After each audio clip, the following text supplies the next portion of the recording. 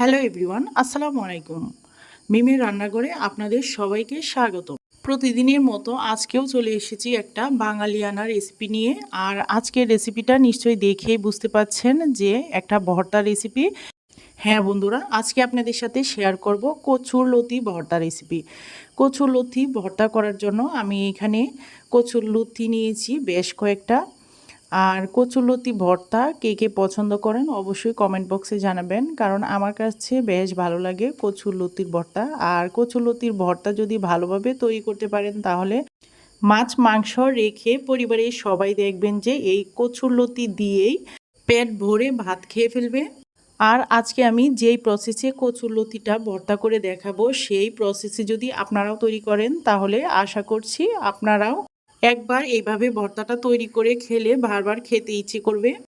কচুরলতি ভর্তা যেহেতু করব, তো অনেকের মনে প্রশ্ন জাগতে পারে যে কচুরলতি ভর্তা করলে কি গলায় ধরবে কি না।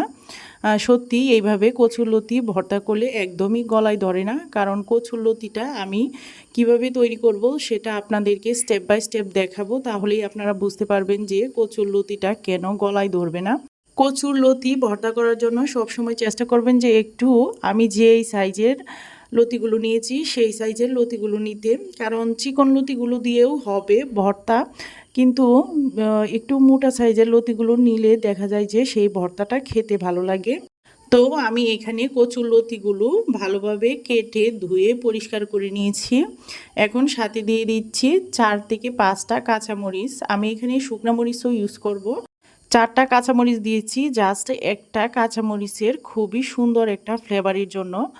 আর এখানে দিয়েছি আস্ত একটা রসুনের খোয়া, খুবই ভালোভাবে খোসা ছাড়িয়ে ধুয়ে পরিষ্কার করে। অল্প একটু লবণ দিয়েছি শুধু ভাপিয়ে নেওয়ার জন্য, সাথে অল্প একটু পানি দিবেন 1 কাপেরও অর্ধেক। মানে কচুরলতি আপনি যতটুকু নিবেন ঠিক ততটুকু পরিমাপ বুঝে আপনাকে পানিটা দিতে হবে, কারণ লতিগুলো সিদ্ধ হয়ে যেন যায় আবার পানিটাও যেন শুকিয়ে যায়, সেই রকমভাবেই আপনাকে পানিটা ইউজ করতে হবে। আর কচুরলতি সিদ্ধ হতে কিন্তু একদমই বেশি সময় লাগে না, আমার মাত্র 6 থেকে 7 মিনিট সময় লেগেছিল কচুরলতিগুলো সিদ্ধ হতে। ঢাকনা দিয়ে ঢেকে চুলার আঁচটা মিডিয়াম টু লো হিটে রেখে আমি কচুরলতিগুলো সিদ্ধ করে নিয়েছি। এখন অল্প একটু তেল দিয়ে, এটা আপনারা চাইলে সরিষার তেলও দিতে পারেন কিংবা সয়াবিন তেলও দিতে পারেন, যেটাই দেন না কেন। আমি এখানে অল্প একটু সয়াবিন তেল ইউজ করেছি।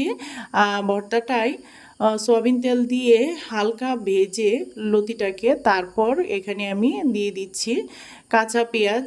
আর পেঁয়াজটা একটু মোটা করে স্লাইস করে দিবেন, তাহলে দেখা যায় যে ভর্তাটাই পেঁয়াজটা কামড়ে পড়লে খেতে ভালো লাগে। বন্ধুরা, এখানে একটা টিপস বলে দিচ্ছি, সেটা হচ্ছে এই যে আমি কচুরলতিটা খুবই ভালোভাবে ভাপিয়ে নিয়ে তারপর অল্প একটু তেলে ভেজে নিলাম। তেলে ভেজেছি এই জন্যই যে যেন কচুরলতির গায়ের যে পানিটা থাকে সেই পানিটা যেন তেলে ভাজা হয়ে যায়, যার ফলে এটা কিন্তু একদমই গলায় ধরবে না। আপনারা এটা অবশ্যই ফলো করবেন এই টিপসটা, কারণ এই টিপসটা ফলো করলে দেখবেন যে কোনো অপশনই থাকবে না কচুরলতি গলায় ধরার। এই তো আমি এখানে বেশ কয়েকটা শুকনা মরিচ নিয়েছি। শুকনা মরিচগুলো আমি আগেই ভেজে রেখেছিলাম, আর আমার ঘরে আমি সবসময়ই শুকনা মরিচ ভেজে রেখে দেই, এতে যে কোনো সময় মরিচটা আর ভেজে নিতে হয় না। অল্প একটু লবণ দিয়ে মরিচগুলোকে আমি চটকিয়ে নিচ্ছি। আর যেহেতু আমি কচুরলতিগুলো ভাপিয়ে নেওয়ার সময় অল্প একটু লবণ ইউজ করেছিলাম, তাই লবণটা যখন ভর্তায় ইউজ করবেন তখন একটু বুঝে শুনে ইউজ করতে হবে, তাহলেই হয়ে যাবে। কারণ ভর্তায় লবণ বেশি হলে কিন্তু খেতে ভালো লাগে না। ভর্তা ভাপিয়ে নেওয়া ডান, এখন শুধু ভর্তাটা হাতে চটকিয়ে নিলেই হয়ে যাবে। আপনারা চাইলে এই ভর্তাটা শিলপাটায়ও করতে পারেন, আমি শিলপাটায় করিনি, কারণ আমার কাছে এই ভর্তাটা হাতে মেখে খেতেই ভালো লাগে।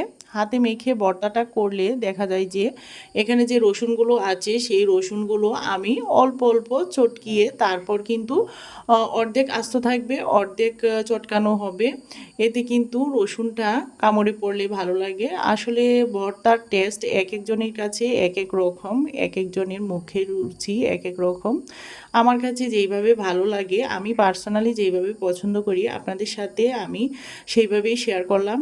তবে এইভাবে কচুরলতি ভর্তা গরম ভাতের সাথে খেতে যে কতটা ভালো লাগে একবার যদি ট্রাই না করেন বুঝতে পারবেন না।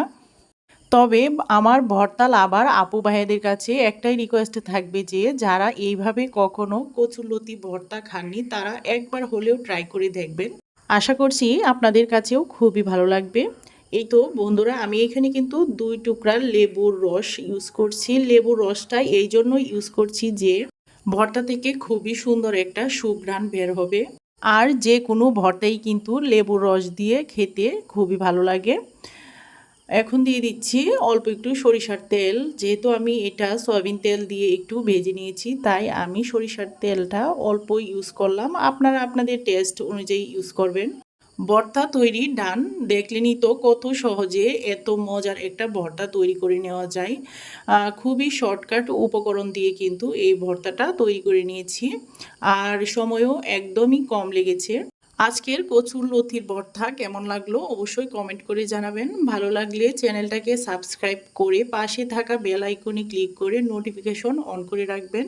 আর যারা ফেসবুক পেজ থেকে দেখছেন তারা পেজটাকে ফলো দিয়ে রাখবেন, তাহলে যে কোনো রেসিপি ছাড়া মাত্রই সবার আগে আপনাদের কাছে পৌঁছে যাবে। সবার সুস্বাস্থ্য কামনা করে আজকের মতো এখানেই বিদায় নিচ্ছি। সবাই ভালো থাকবেন, সুস্থ থাকবেন। আল্লাহ হাফেজ।